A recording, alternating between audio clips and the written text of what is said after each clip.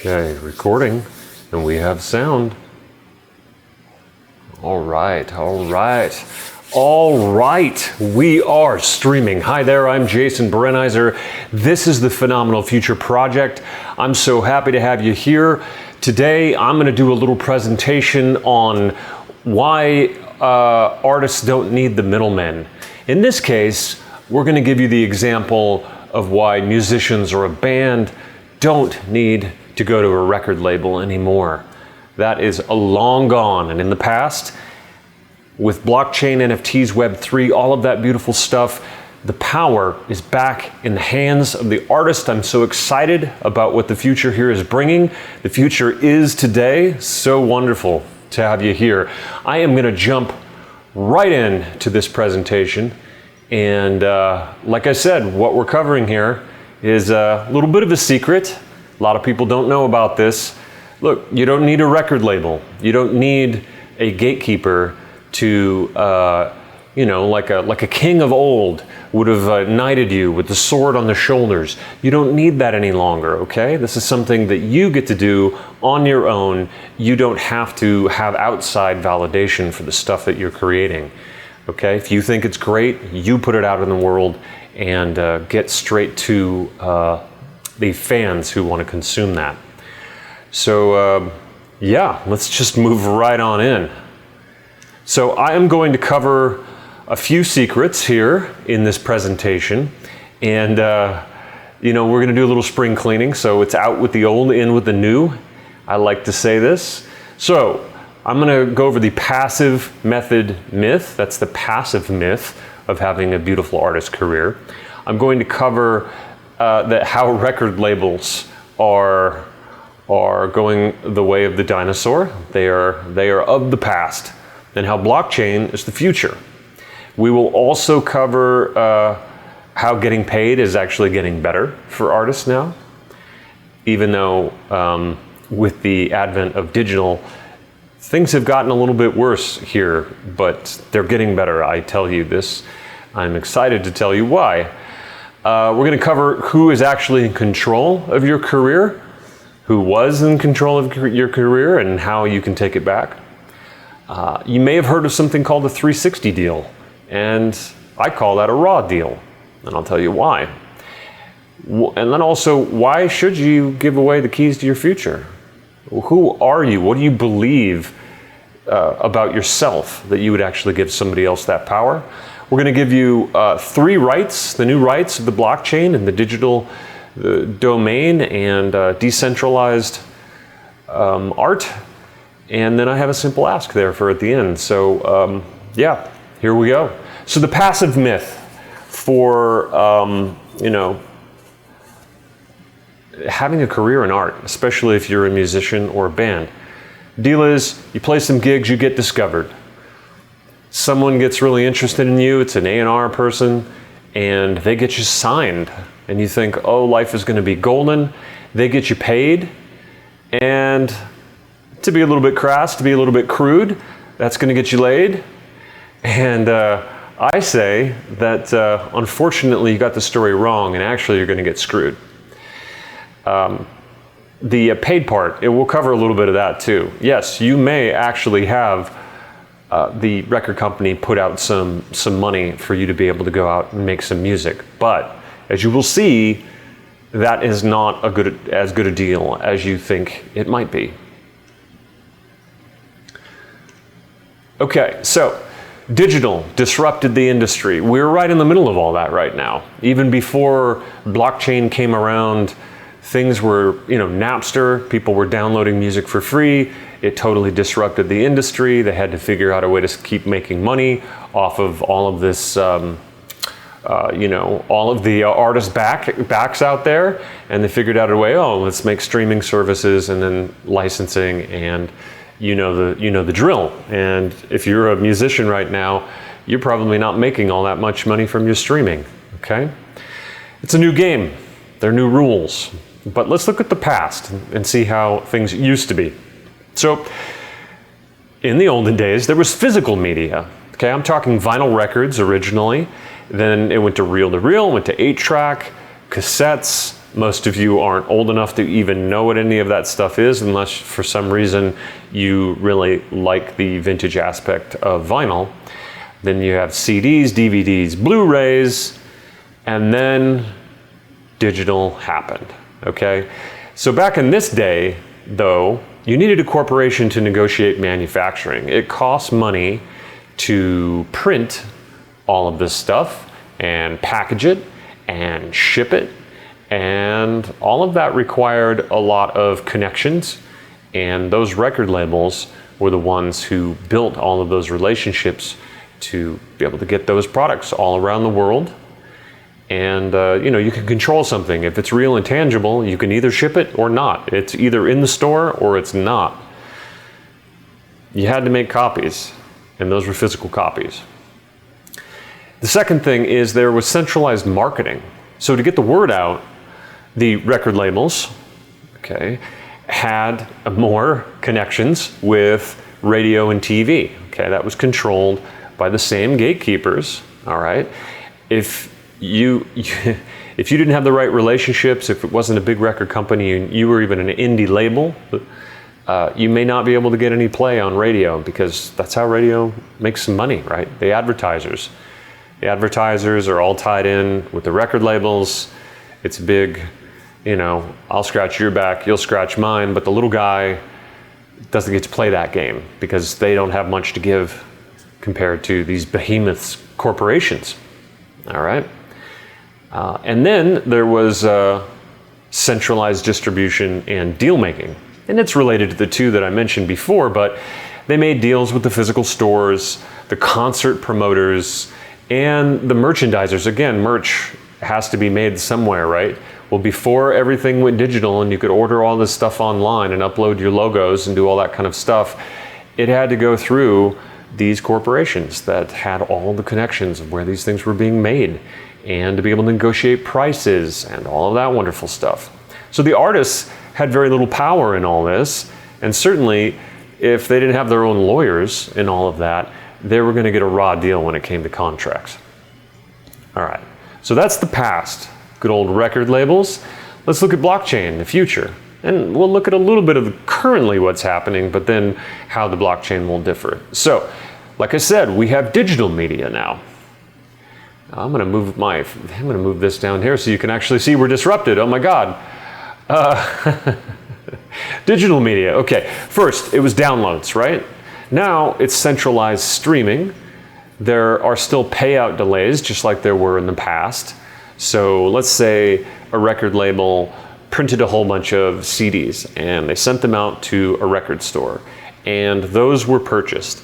Then the record store made money.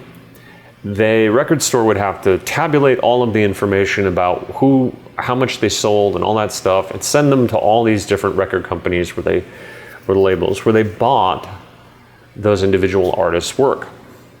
So now there's a delay, a lag, right, of information going from the record store back to the label.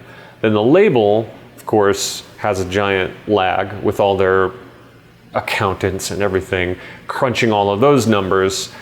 And they also like to, hang on to money as long as they can. So that's what I'm talking about, payout delays.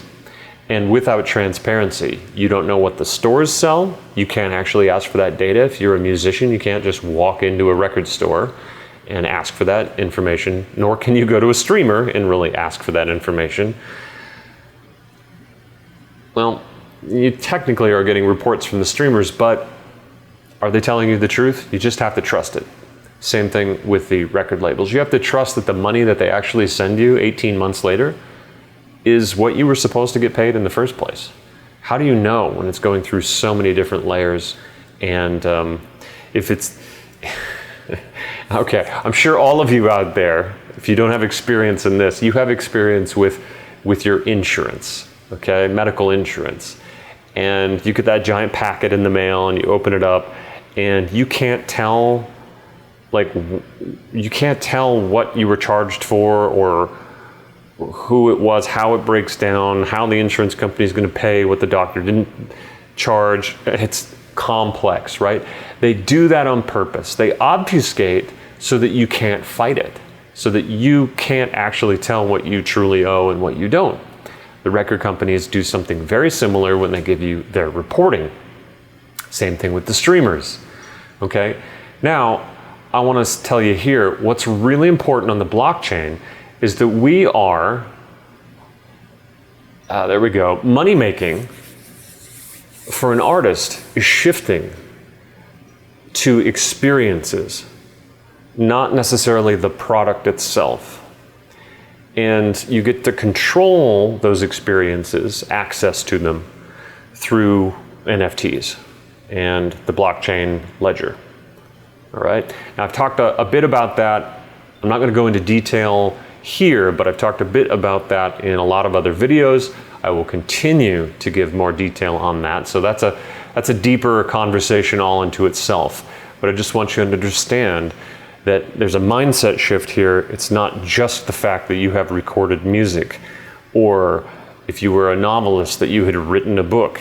No, it's experiences that you're creating around that for your fans is where you're going to get the deeper engagement and a higher payout, because there's a lot more value there. Okay? Now, digital marketing. Okay, so obviously things have moved so much to social media and search engines. Like, of course, the top 2 search engines in the world are Google and YouTube, which is owned by Google. But this is the way that people are reaching audiences now. And are the labels actually out there working on your social media platform? No. As artists, you're doing that yourself, or you're hiring a team directly. It's no longer the labels that are doing the marketing. It's the onus is on the artist. Okay? That's already shifted. With the world of blockchain, it's shifting even more. The cool thing about this, though, is that right now, let's say you're on Facebook, all of the people that follow you, it's really hard to message them, right? You can't direct message everybody that's followed you all at the same time. Facebook doesn't like you to do that. Well, in blockchain and with the things that I'm going to teach you around digital marketing, you're going to own your own list. You'll have the contact information for the people who are your fans, and that means you can get in front of them when you want to get in front of them. Facebook is, again, that perfect example. You can post something on your Facebook page, but you are not guaranteed that all of your followers will see that post. There's an algorithm, and Facebook is serving Facebook. They're going to serve up videos, posts, images, all of that stuff to people only when it's going to keep them on the system to interact with Facebook longer. That's what they care about. They don't care about who your friends are and that they should see all your stuff. Okay? Blockchain is changing that. Digital distribution. Okay? So streaming, we talked about that. You got something like Spotify, and that is awesome for the fans, right? I can just say, oh, I want to listen to this artist who's one of my favorites. Radiohead is still one of my favorite bands. They've been around forever, but they're still making great music. I go ahead and say, I'm on my YouTube Music, for instance. Let's just listen to Radiohead. Let's shuffle that. And I get to listen to all of their albums in a random order. Like, that's awesome. That's awesome for me. But the money per stream that the artists make off of that is a paltry sum. It's a very small percentage of what actually we're paying to get access to that service as fans. Most of it's going to the streaming service and the record labels. All right. Now, blockchain transactions are going to pay out fast. We talked a little bit about the delay before. Now we're getting payments immediately, automatically, and transparently. We actually can see if we're getting paid what we should get paid. It's all there on the blockchain, ready for anybody to read, which is just such a beautiful shift. Okay, so all of this translates to power to the artists. Now I'm going to go a little bit deeper into this payout system that I talked a little bit about on the last slide.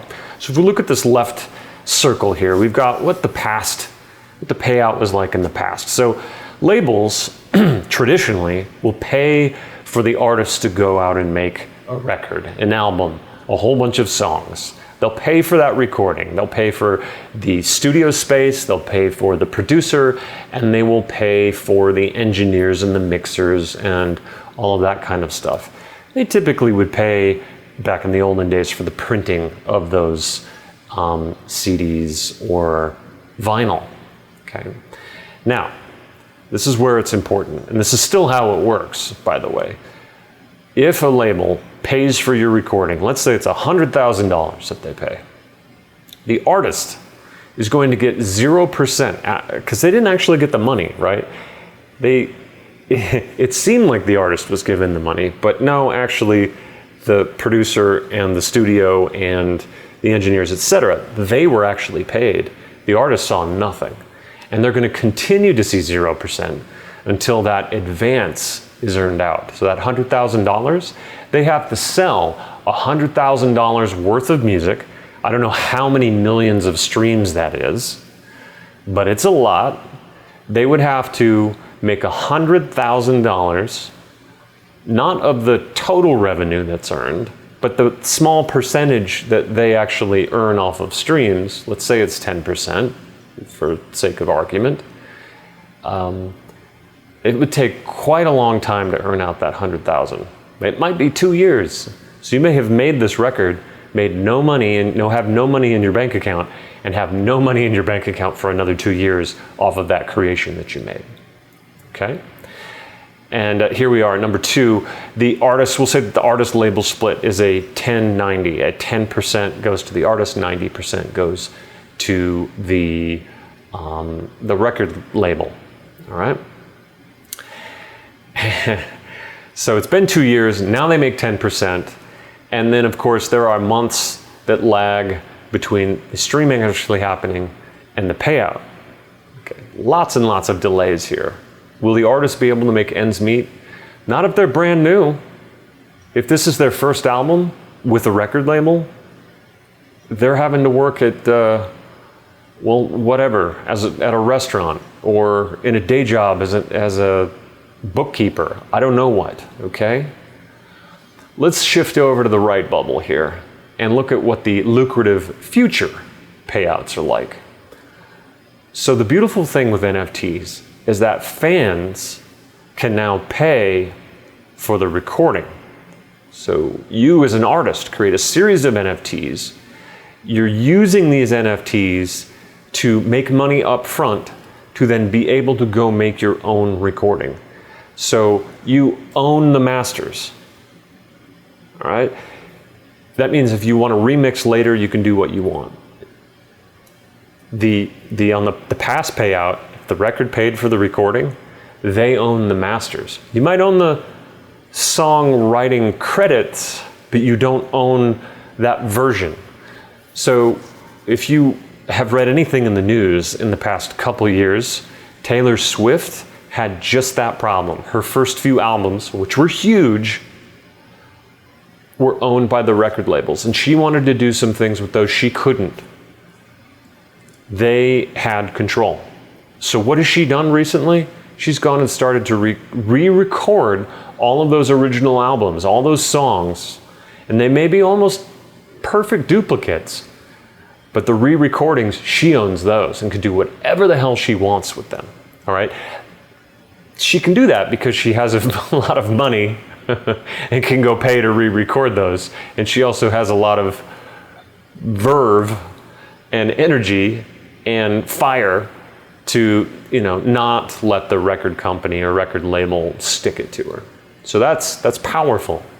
Well, you as an artist now can do that with having your fans crowdsource, essentially, through NFTs, your album, your tour that you want to do, the videos that you want to shoot, all that type of stuff up front. Okay? So what that means is the artist is going to get the money immediately in their wallet. When an NFT sells, one NFT, I don't care what the price is. Let's say it's $100 and you sell 1,000 of them, okay? That's $100,000. That gets us back to our number that I was talking about before. Every time an NFT sells, boom, money goes directly into your artist blockchain wallet, okay, cryptocurrency wallet. So you don't have to wait for that money. It's right there when the sale happens. The artist, of course, has full control. I discussed that with the Taylor Swift example. And this is really cool, and this has never occurred before. The artist also makes money when NFTs are resold. Okay? That means compared to the old record, CD, vinyl, 8-track, it's kind of like a sandwich. When those got resold in the used market, only the stores made the money. Only the people who sold it made money. Well, NFTs are tracked on the internet. When they get resold, it's digital. And that allows the artist to get a percentage of every sale and resale, which is just unbelievable. It can be as simple as 5%.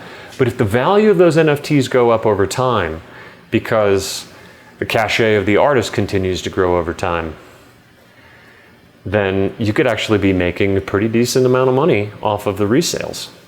Okay, good example would be that first NFT sold for 100. There were only 1,000 of them. You later have millions of fans. They would like to be collectors of those NFTs, and now the value might be up to $5,000 per NFT.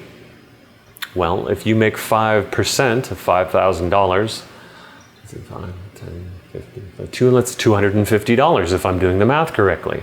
Well, that's more than the NFT. That's more than you sold originally, that $100 NFT. You see what I'm talking about? Now all of a sudden royalties make sense over time. This is a game changer for artists, okay? And the last here at the bottom, very important. Artists now have a direct relationship with raving fans. You own your list. You can go directly to your fans and let them know of new works coming out. You have their contact information. That's one of the biggest things that we can do as digital marketers, okay, is to build beautiful relationships that stand the test of time. And anytime you have new stuff going out, you can go directly to them ahead of time and let them know. So this is just power upon power upon power. Loving the blockchain. Can you tell? Can you tell I love it? Now we are in the frontier of this, right? So are there going to be some obstacles and a few hurdles and hoops and things like that, and trials and tribulations? Of course there are. Anything new and cutting edge is going to be like that. But it's so exciting. It's so exciting to be on that cutting edge, and your fans are going to feel it too. They're going to feel that energy and that excitement along with you.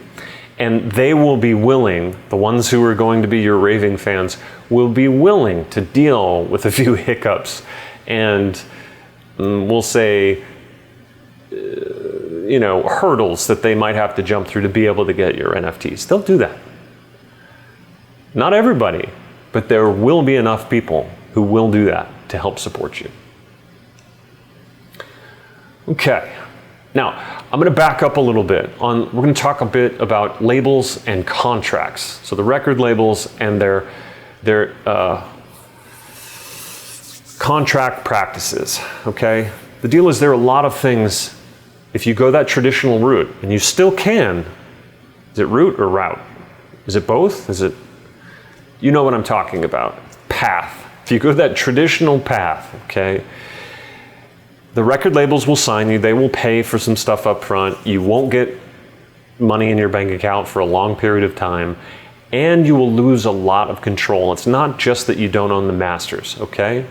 There are a lot of other conditions for you getting signed, especially today in this beautiful world of 2022 as I record this, okay?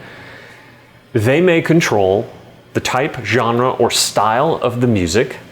So you may want to branch out and try something else. Do you like the bossa nova beat? Your record company might not like it. And they go, no, that one's not, no, that's not going on the new album, okay? They, because they're paying for it, can choose the producers, the engineers, all of those people who are joining the project who have a sway on what the final product is like. Okay? You may get a whole bunch of squares and you are a triangle, and it may be a terrible slog in the studio. Okay? They might even have control over your song lyrics. Hey, I need you to change that one lyric. You know, I've even heard of ridiculous stories where there's product placement, just like they do in movies, where you might have product placement in a song. Now, if you were getting paid some serious money and you really believed in the product, maybe. Maybe that's okay. But for the most part, that would be the record label, the record company, reaping the benefits from that, and not you. But maybe you know, you're on your third album in, and you started out with a younger audience, but now they've gotten a bit older, and you feel like you want to change the content of your lyrics to deal with the changing life experiences of those people. Maybe you just want to curse, huh? And maybe the record labels, no, that doesn't really fit the image of you. A couple more things. They could tell you what to wear on music videos, on stage, in interviews, on the TV shows. They will even tell you what shows you have to play. They may say you're going to have to open for so-and-so, or that you're going to have to go on Good Morning America to play the, you know, softest of your songs, when that's just not who you want to attract, right? Your raving fan base may not be watching that, but they don't care. They may have other ulterior motives for getting you on a show like that, okay? So, do you want control, or do you want someone else to have control of your art? I think I know the answer, and I think you do too. Okay, so imagine you're on a savanna, south of the Sahara, and there's a drought, and there's a watering hole, and it is summertime, and that watering hole is shrinking and shrinking and shrinking. That's what's going on right now in so many of these artist industries, okay? We are looking at a last gasp toward extinction. That's what happens, okay? You may not like it, they may not like it, but these are the kinds of things that happen when you have new technologies, okay? A good example would be Kodak back in the day.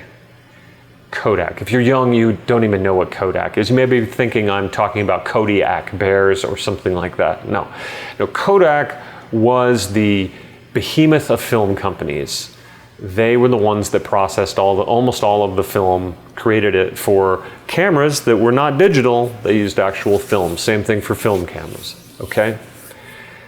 If you can believe it, Kodak, one of their engineers,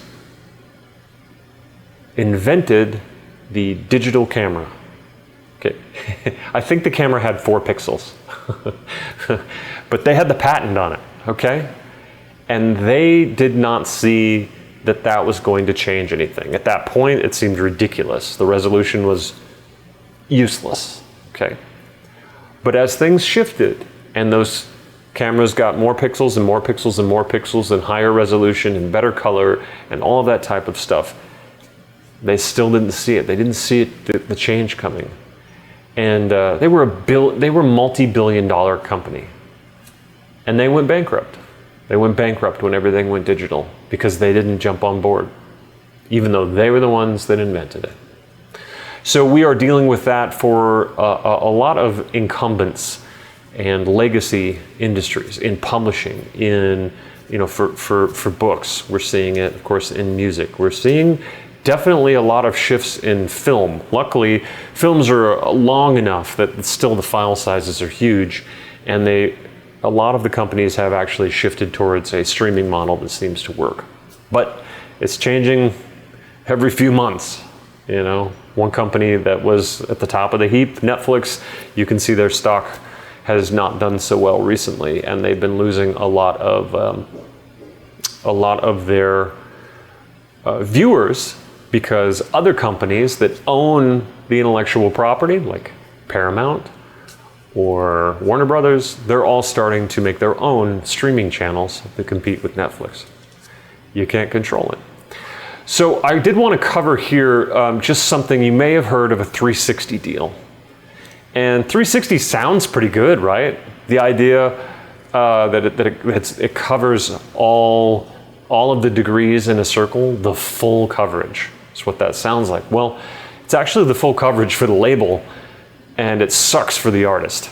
I'm just being blunt here. So the labels are getting even more draconian, of course, as this watering hole dries up. So they're luring artists here, just like this lion. Okay, it's probably just lying in wait till these animals come and have to drink water. They're luring artists with an empty promise. Okay, they negotiate the majority of the pie for themselves. And I mean album sales, media appearances, product endorsements, merchandise, film and TV show licensing, all of that type of stuff. They try to lock up all of those rights for themselves as much as possible. Okay, so how long? Okay, I'm not sure what I meant by this, but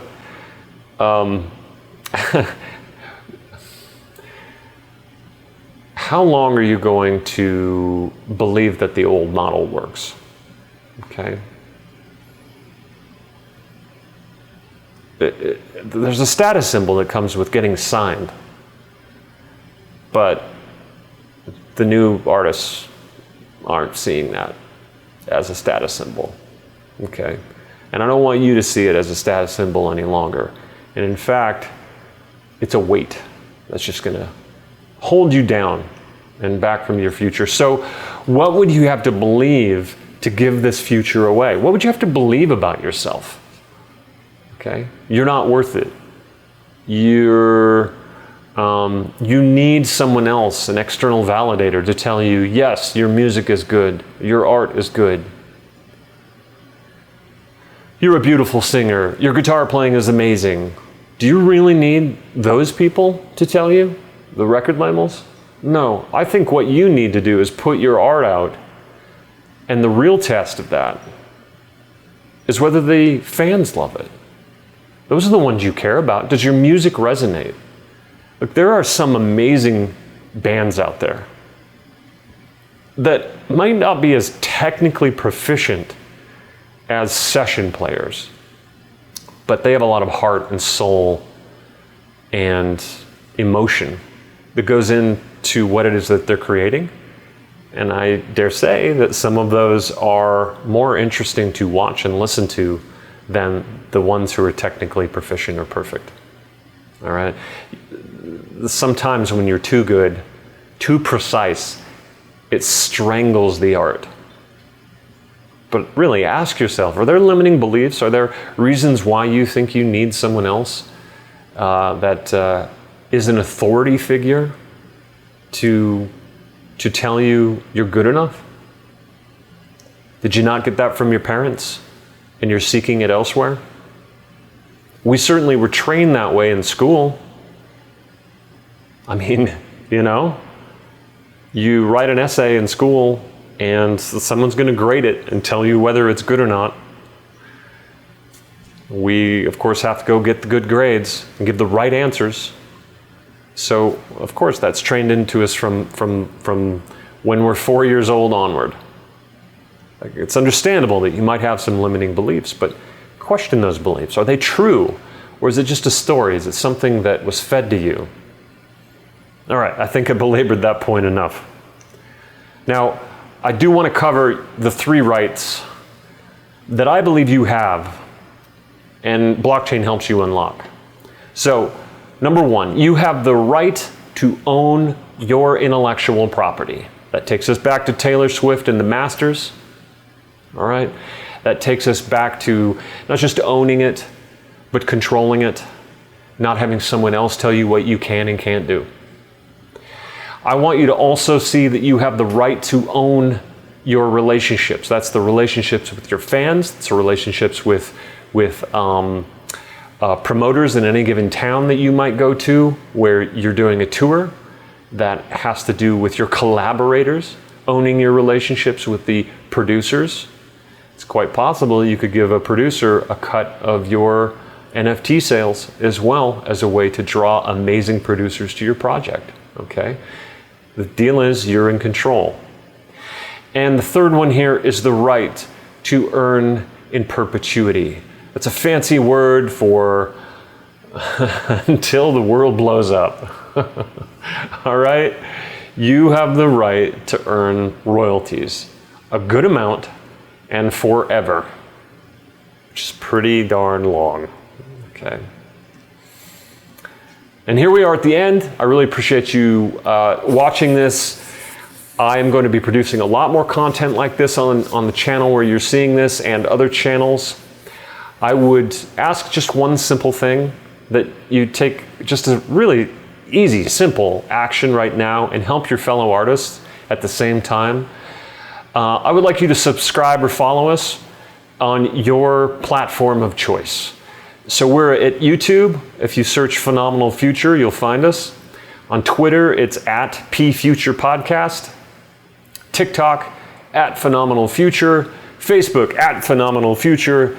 And our podcast can be downloaded anywhere you listen to your podcast, but you can go to Substack.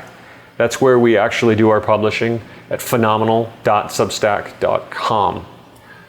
And yeah, please subscribe and follow. That helps us go up in the rankings. It helps people find us when they're looking for things for art and NFTs and blockchain and all that kind of stuff, digital marketing. How do I make money with my art? Those kinds of things. These subscribes and follows really make a difference for people to find us that way. Of course, if you can share this directly with 3 artist friends of yours, I'm sure you know a few who really want a phenomenal future with their art just like you. And the last thing here is, you can be first. There really aren't that many artists out there right now that have really immersed themselves in NFTs. There's a few that have dipped their toes into the pool. Snoop Dogg is one of them. There's a woman who leads up a band called September Morning. I think her name is Emily Lazar, and she's probably done a bit more than others. But yeah, you could be first. You could be first on this first race. Wouldn't that be fantastic? So you can join the beta launch of our flagship program that we're creating right now. It's PFP, Phenomenal Future Project, NFT Mastery for Artists. So if you go to our website, phenomenalfuture.com/jbrenizer-ETH, that's jbrenizer-ETH. And that's what I have for you today. I really appreciate that you've taken the time to try to learn something new and take control of the business of your art. So many artists are afraid, I think, of money. They have issues with potentially their actual worth, and they give a lot of other people control over the very things that are going to give them an amazing, lucrative, phenomenal future.